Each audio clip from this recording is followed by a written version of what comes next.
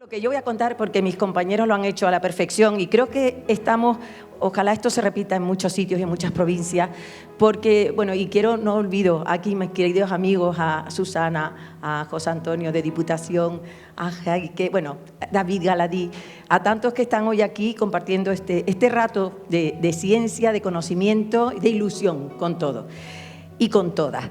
Yo voy a contar un poquito lo que estamos haciendo desde la Fundación Starlight de cara al eclipse y qué oportunidad supone para todo el territorio, incluso aquellos que estamos tan lejos como Canarias, pero que nos podemos beneficiar en cierta manera. Y no quiero pasar por alto sin contar qué importancia puede tener un eclipse y en el caso particular de Canarias, donde yo no lo viví, porque era en el año 59. Bueno, me faltó un poco, pero no lo viví. Pero sí es verdad que lo han vivido mis padres y lo ha vivido mi familia, y lo vivió mi abuela, y puedo contar pues qué repercusiones también tuvo ese eclipse. Yo es verdad que lo primero, y voy a ir un poquito aquí, para atrás, me dijeron que para atrás es hacia adelante, al botón azul, ¿no? Aquí. Vale, aquí, a este. Muy bien. Yo siempre pongo, esto es un pequeño vídeo, pero no se activa, yo siempre quiero ser embajadora, como todos, de Starlight y también de mi tierra. Y pongo Canarias porque fue precursora de muchas iniciativas muy importantes. Fíjense, el título de mi charla es El derecho a la luz de las estrellas. Voy a hablar poco de eso porque muchos conocen ya lo que hace la Fundación Starlight y en qué trabajamos. Yo voy a hablar el derecho a eclipsar la estrella, que sería el caso del eclipse. Pero también tiene mucho que ver con, y siempre tenemos que mencionar, incluso cuando hablemos del eclipse, qué importante es cuidar nuestro cielo. Vamos a ver el eclipse, vamos a disfrutar de un fenómeno único, pero va a ser un punto muy importante para concienciar y sensibilizar de la importancia de proteger algo que lo vamos a tener cada noche. Usemos eso como un potencial para cada noche disfrutar de las estrellas. Entonces, en primer lugar, Canarias, como todos saben, tiene condiciones de clima, de altitud, de geográfica que nos hacen excepcional para la astronomía y eso nos permite pues, contar con algunos de los observatorios más importantes del mundo. Yo diría del hemisferio norte, por supuesto, el más importante. Sin embargo, tenemos numerosas características. No me deja pasar si pasan los compañeros, porque no me pasa. Sí, el de atrás, ¿no? Pues se queda en el vídeo. Fernando, vete contándome segundos. Bueno, yo voy muy rápida. Todas estas bondades, los parámetros para decir que un cielo es de calidad, que es algo importante, no solo es la escasa contaminación lumínica que todos conocemos, son otros parámetros muy técnicos con los que nos peleamos con Chile, con Hawái, con grandes observatorios del mundo para albergar las grandes infraestructuras. En los sitios de Starlight también se determina un conjunto de parámetros que hay que cumplir, que hay que satisfacer para decir que un lugar cumple las condiciones óptimas. Hay que medir la calidad del cielo. Y lo que hemos hecho desde Starlight es hacer tangible algo intangible. El cielo no se toca, el cielo no se huele, el cielo no se prueba. El cielo solo se ve y para las personas que tenemos la posibilidad de ver, no todos pueden verlo. Es algo intangible, pero a través de Starlight hemos cogido y hecho intangible algo, hemos medido lo que significa esa calidad, no basta decir qué aire más bueno, qué cielo más bueno. Y esto nos ha permitido avanzar mucho en algo que es el astroturismo. De nada nos sirve esas bondades si tenemos contaminación lumínica, que no vamos a entrar aquí en detalle, quizás más tarde si interesa nos podemos profundizar, pero es lo que nos está haciendo borrar un legado con profundas connotaciones estéticas, paisajísticas, culturales, por su repercusión en la biodiversidad y en el progreso de los pueblos. Y eso es lo que nos ha permitido también hablar, todos sabemos y conocemos la contaminación medioambiental, por la hídrica, de los suelos, de las aguas, por los plásticos, de la atmósfera, la acústica, la paisajística. Sin embargo, todos sabemos que la última que ha entrado en la escena ha sido la contaminación lumínica y, por tanto, la hemos olvidado. Yo quería, antes que nada, poner aquí este panorama del 83% de la población mundial, ya todos sabemos, del mapa de Fabio Falquetal, viven en cielos contaminados.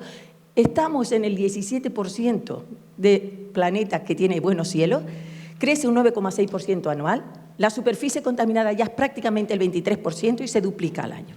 Por tanto, todos estos datos nos tienen que hacer reflexionar qué estamos haciendo y por qué lo estamos haciendo. No hay ni una sola razón para no apagar la luz de las estrellas, ni una sola razón para contaminar nuestro cielo. No redunda en beneficio energético, ni en beneficio económico, ni por la cultura, ni la biodiversidad, ni la salud, ni el desarrollo sostenible. Por tanto, hagamos las cosas bien. ¿Qué se hizo para intentar hacerlo bien? Poner leyes. La primera ley del mundo fue la primera ley gubernamental, la Ley del Cielo de Canarias, que ha servido de réplica en comunidades autónomas, en países como Chile, Hawái, ya lo tiene Eslovenia, lo tiene Italia, República Checa. sigue siendo insuficiente. En España sabemos que desde el 2008 no tenemos un Real Decreto que sea realmente eficiente, eficaz, diría yo, para la contaminación lumínica. No existían ni los LED y nos tenemos que poner todos de acuerdo y las pilas para llegar a acuerdos y tener leyes fuertes que nos permitan controlar. Pero, no obstante, pese a las normativas, de nada sirve. ¿Por qué? No son suficientes, porque no hay conciencia social. O sea, lo más importante es la educación y la conciencia social. Y eso fue lo que propició la entrada de lo que sería Starlight. Perdónenme que a veces estoy dando, va más lento.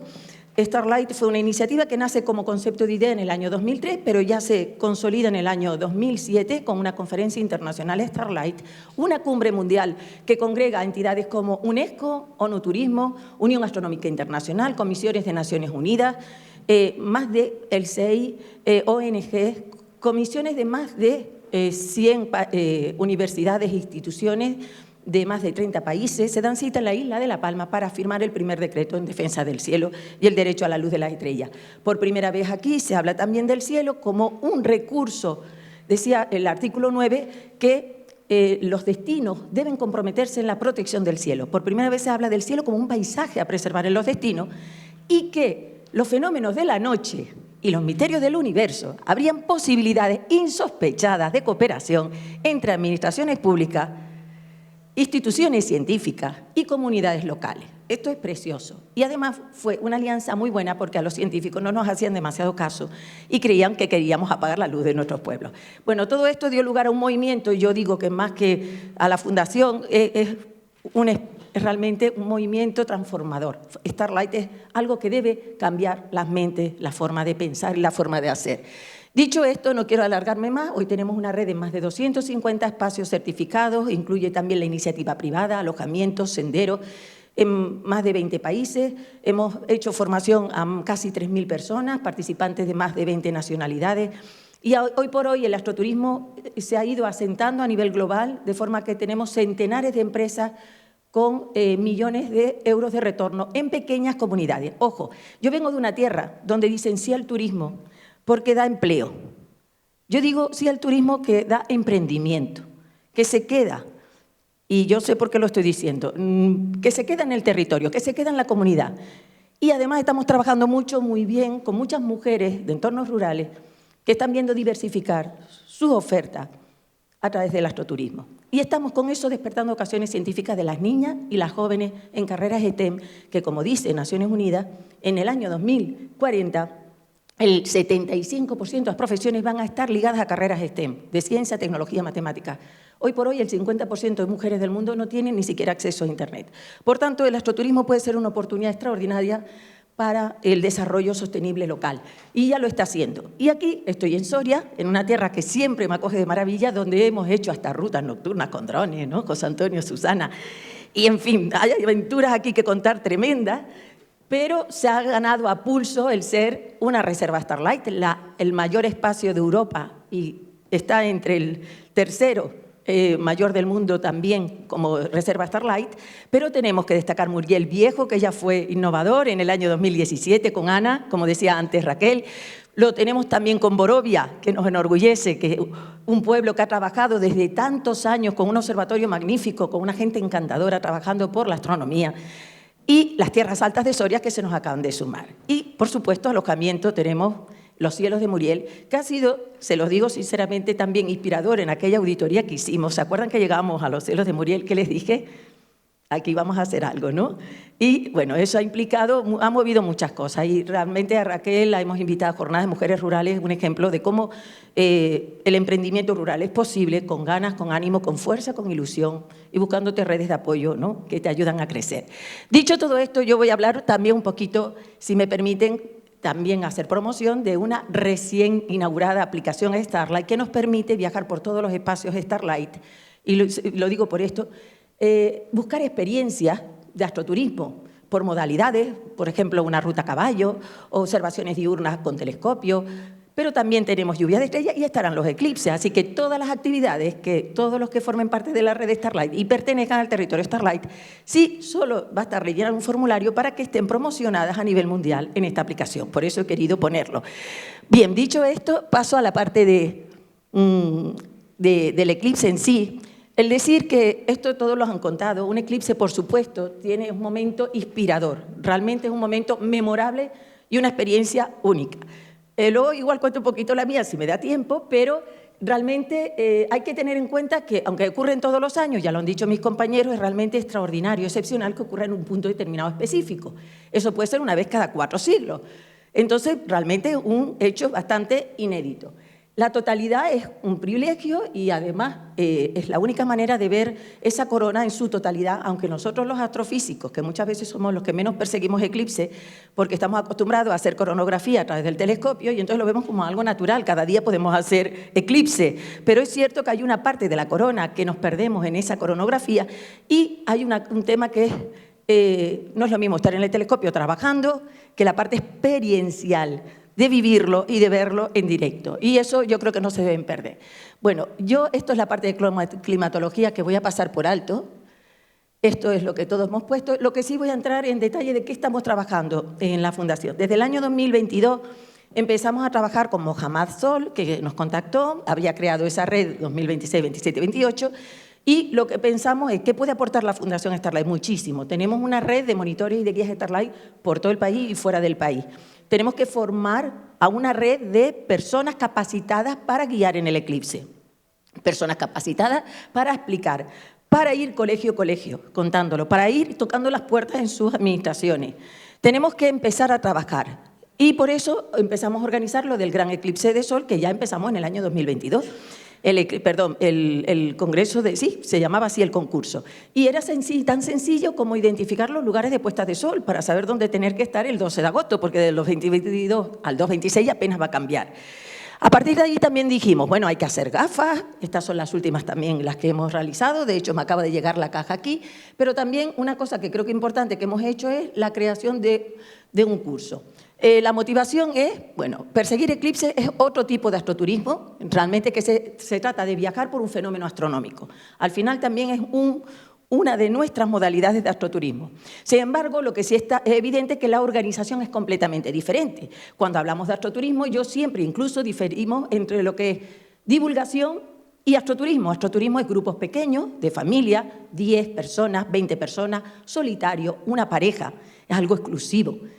Sin embargo, esto es otra cosa absolutamente diferente, más unidad, divulgación, mucho más masiva y hay que gestionarla de manera muy diferente, implicando a las administraciones, seguridad. Piensen también en accesibilidad, en inclusividad. No podemos olvidar nada, ni siquiera, y estamos trabajando en personas con discapacidad visual. Tenemos que pensar que todos y todas tienen que disfrutar el eclipse.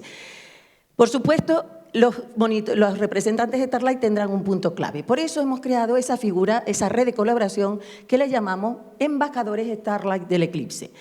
Este curso lo que pretende sobre todo es informar de todos los aspectos, tanto científicos, culturales, de localización, de gestión que supone el eclipse. Realmente estamos formando a formadores. Cuando estamos haciendo embajadores Starlight estamos formando a formadores. Y además, en cada módulo lo que se hace es profundizar en todo lo que tiene que ver con los eclipses y con la organización de estos tipos de eventos. Voy a poner las portadas de los dos cursos que hemos hecho. El primero teníamos pues, a Pasachov, que es uno de nuestros maestros de física solar. Desgraciadamente, meses después de este curso falleció, pero ha sido un maestro, lo fue para Moja y lo fue para todo lo que hemos hecho astrofísica. Y como ves tenemos bueno, un elenco de profesores, empezando por Giselle Masalles, por Miguel Claro, Rafael Pons, Mohammad Sol o Miguel Pérez, que nos han ayudado. En el segundo curso no teníamos a Pasachov, pero contamos también con otros muchos de estos profesores. Voy ahí un poquito, yo iría más rápido, pero aquí, bueno, se me saltó la diapositiva, no importa. El segundo curso lo estamos celebrando ahora. De hecho, nos quedan 2 horas, que son las que estamos cumpliendo ahora. Son 16 horas intensas sobre el tema del eclipse. Tenemos incluso unos logos serigrafiados para que ellos se pongan en sus... allá salió. Para que ellos se los pongan en sus prendas y también estamos haciendo un merchandising, igual que tenemos el de la Fundación, también para el eclipse. Hay que aprovechar todas estas circunstancias. ¿Qué hemos hecho también? Cada mes tenemos formaciones, cada último jueves de mes, que llamamos Festival Starlight y Café con Estrella. Esto surgió en la pandemia, en el COVID. Queríamos estar en contacto con los demás, queríamos hablar, queríamos compartir y cada día dedicamos 2 horas a compartir nuestras experiencias, nuestro conocimiento. 2 horas cada día, hicimos más de 100. charlas durante la pandemia. Cuando empezamos a desconfinarnos, la hacíamos semanal y lo hemos institucionalizado una vez al mes. Pues hemos incluido muchas de las charlas, han tenido que ver con el eclipse, están todas en nuestro canal YouTube, las pueden usar. No hay curso que no hayamos dado desde 2022 y habrán sido 25, más los congresos de Starlight, donde no acabemos con el eclipse. O sea, no podemos ser más embajadores de lo que es el eclipse a lo largo de toda nuestra carrera. En este curso hemos preparado charlas pro forma para nuestros embajadores, para que ellos, sin errar, puedan contar bien las cosas. Luego pueden aderezar con su forma, a su gusto. Pero también les damos una base, un material para que ellos puedan divulgar. Sigo con temas. Yo quiero ponerles esta imagen de Fitur este año. Lo grabé yo con el móvil, así que no está muy bien. Esto no se había visto en la vida. O sea, hace años era impensable ver telescopios y observatorios en Fitur. En el canal de Tour España, esto es Tour España, el canal oficial de Turismo de España. Y viajar es ver más allá, y estrella.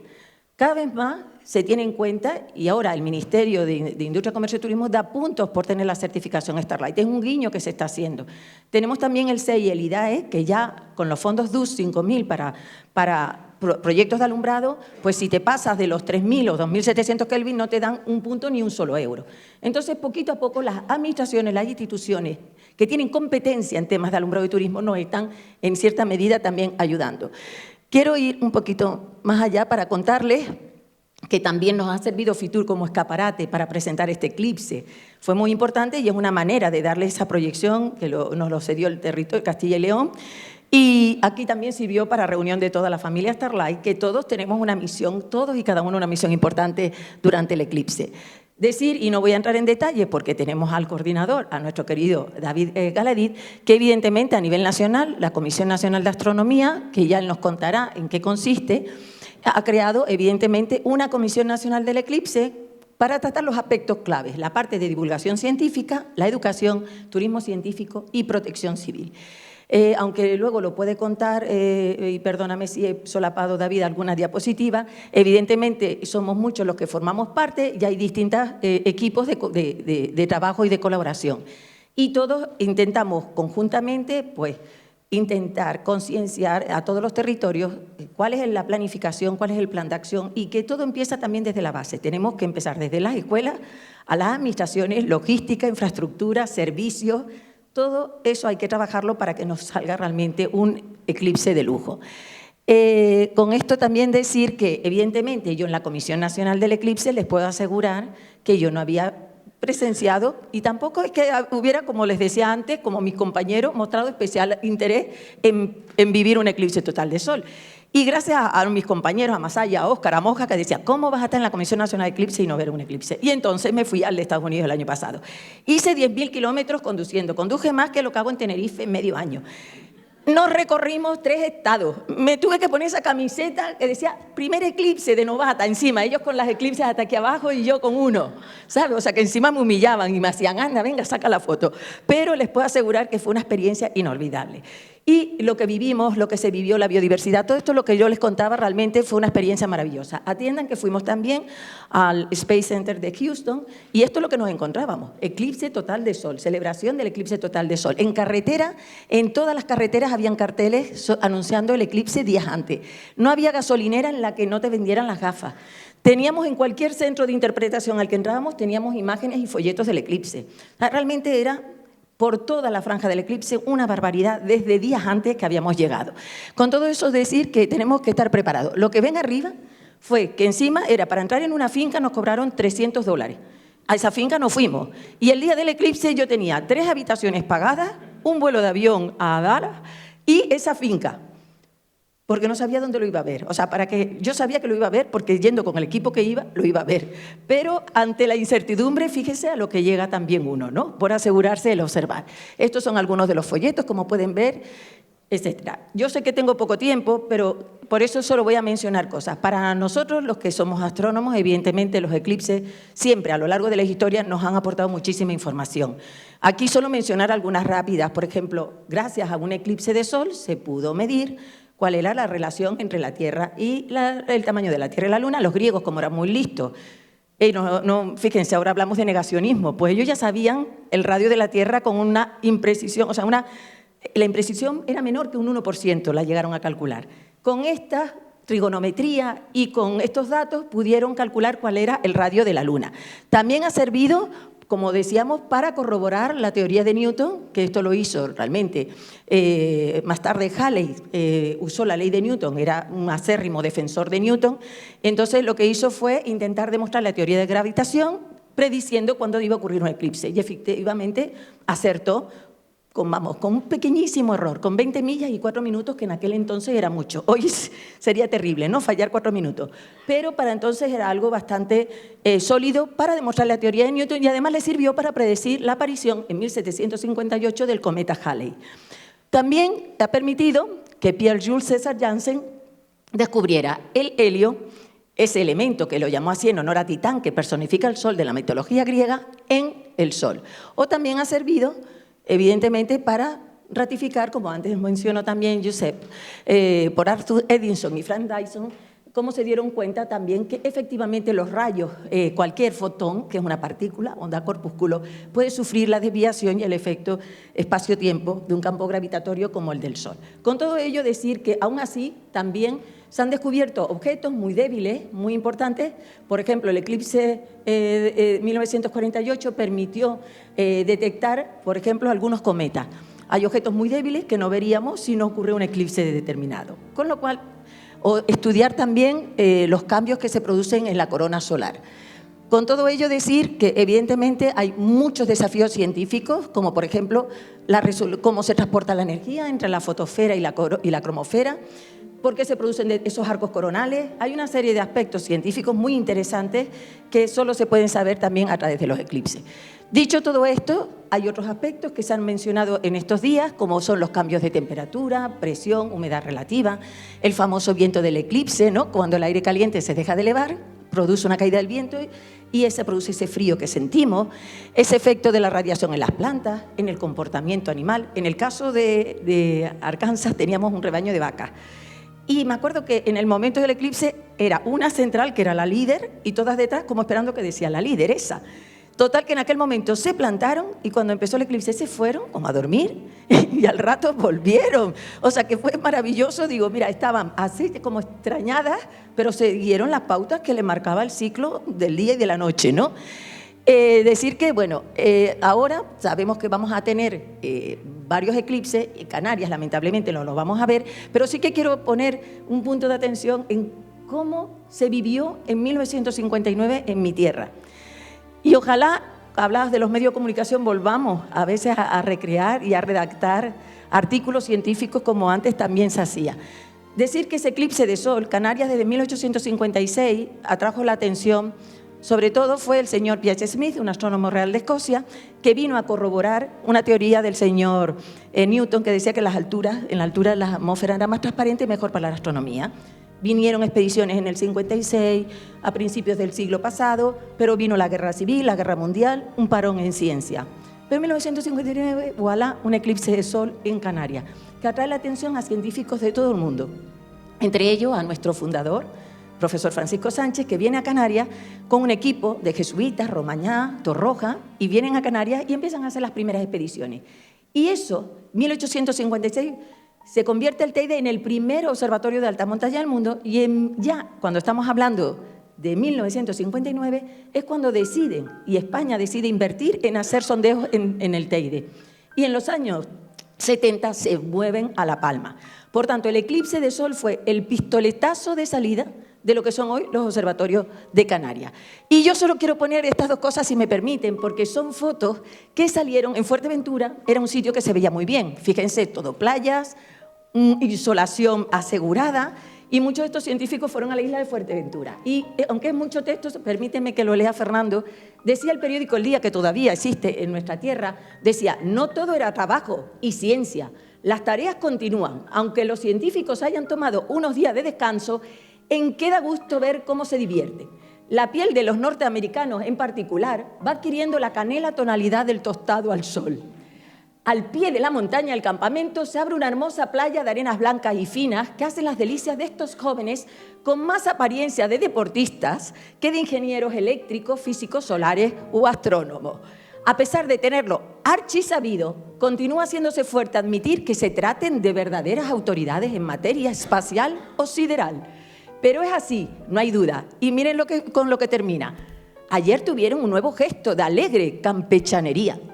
Organizaron un festival al que invitaron a todos los expedicionarios de Fuerteventura a asistir al eclipse. Es decir, ya estaban hablando de lo importante que era agasajar, atraer, acercar el eclipse a la sociedad. A grosso explicaban la noche en pleno día, durante cerca de 3 minutos, 100 especialistas suizos y 8 holandeses solicitan alojamiento en el Gran Tarajal. Bueno, esas eran las noticias de la época. También fue algo muy bonito en el Museo de la Ciencia y el Cosmos, en el año 2009, con motivo del 50 aniversario del eclipse, se convocaron a todos aquellos que aún vivían, que vivieron el eclipse para compartir su experiencia. Y bueno, es uno de los casos el caso de Agustín Alonso, que tenía 15 años y cuenta que ese día iba a buscar los pasajes porque se iba a Venezuela, donde luego pasó 23 años y allí vio un fenómeno en aquel momento extraordinario, un aerolito pasar, una bola de fuego en el aire. No sabía que ese día habría un eclipse. Tras conseguir mis pasajes me fui al mercado con mi sereta a comprar. Había que hacer cola para recoger las papas racionadas en aquel entonces. Entonces me agarró el eclipse y vi como todo el mundo ahumaba los cristales. Dice, el cuerpo se me quedó raro, como si hubiera estado de amanecida. Bueno, son cuestiones un poco humanas, cercanas, pero bonitas para acercar también al público cómo vivieron, y ojalá dentro de unos años, 50 años o 100 años hagamos, y los que puedan llevar el testimonio de lo que se ha vivido aquí lo hagan. Y ya termino con esto, decir que tenemos muchos espacios certificados de Starlight en la franja del eclipse. Estos son destinos, son reservas, tenemos más de 35 espacios, más de 50 alojamientos y empresas, y por supuesto para todos una enorme oportunidad para desarrollar actividades de astroturismo. Estamos hablando del día antes, del día después, que no solo vengan al eclipse, que vengan a disfrutar de actividades de geoastronomía, de las Perseidas, de observaciones a ojo desnudo, de astrofotografía. Organicemos talleres para que se queden, para que vengan antes y vengan después. Y así evitamos también estos colapsos y les simplificamos a estas autoridades y a nuestros guardias civiles, les simplificamos las tareas. Y ya voy concluyendo y con estas 2 diapositivas, decir que los beneficios es una promoción nacional e internacional de todos los espacios certificados. Hay que seguir posicionando a la red como líderes en astroturismo en España e internacional. Hay que organizar viajes del día antes y el día después.